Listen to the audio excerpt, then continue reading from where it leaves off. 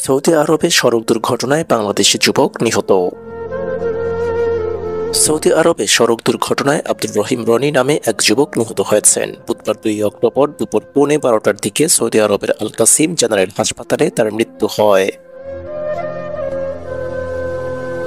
আব্দুর রহিম রনি কুমিল্লার নাঙ্গলকোট উপজেলার রায়কোট গ্রামের জয়নাল আবেদিন জনির একমাত্র ছেলে। জীবিকার তাগিদে চলতি বছরের জুলাই মাসে তিনি সৌদি আরব যান।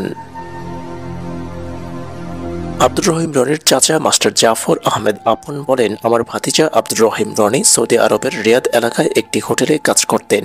মঙ্গলবার রাতে রনি সহ কয়েকজনকে রিয়াদ থেকে তার মালিকানাধীন দাম্মাম এলাকার অন্য একটি হোটেলে স্থানান্তর করার জন্য গাড়িতে করে পাঠানো হয়।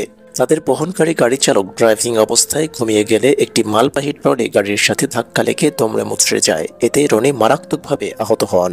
এ সময় পুলিশ সবাইকে উদ্ধার করে স্থানীয় আল কাসিম জেনারেল হাসপাতালের আইসিইউতে ভর্তি করে বুধবার দুপুর 12:15টার দিকে তার মৃত্যু হয়। আব্দুর রহিম রনির এমন মর্মান্তিক মৃত্যুর খবর শুনে শত শত মানুষ তার বাড়িতে ভিড় করেন। একমাত্র ছেলেকে হারিয়ে বাবা মা দিশাহারা হয়ে পড়েছেন।